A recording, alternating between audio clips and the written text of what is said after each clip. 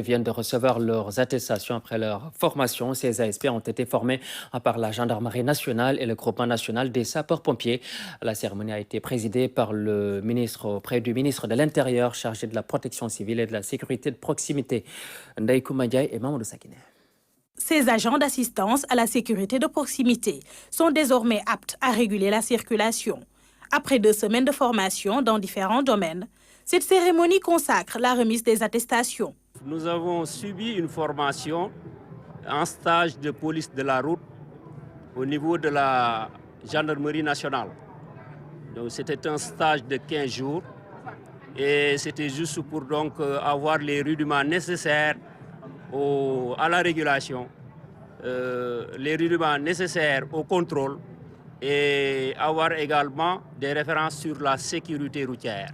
La formation des ASP est devenue une priorité pour les autorités. Jusqu'ici, 1300 agents ont été formés à la sécurisation des édifices publics, à la conduite moto, entre autres. Nous, en tant que structure qui accompagne les forces de défense et de sécurité, qui ont le monopole de la sécurité, nous sommes très réconfortés de cette ouverture, de cet accompagnement, de cet encadrement des forces de défense et de sécurité.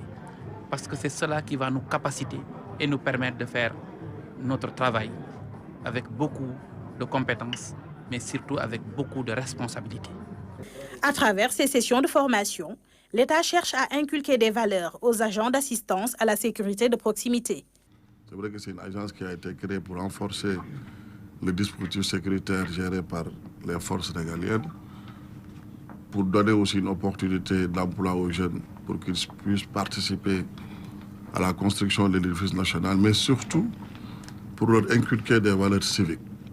Et c'est tout ce qui justifie le sens de cette formation. Le directeur général de l'Agence d'assistance à la sécurité de proximité annonce la poursuite de cette série de formations. Un partenariat avec la douane, les eaux et forêts. Le service civique national est aussi envisagé.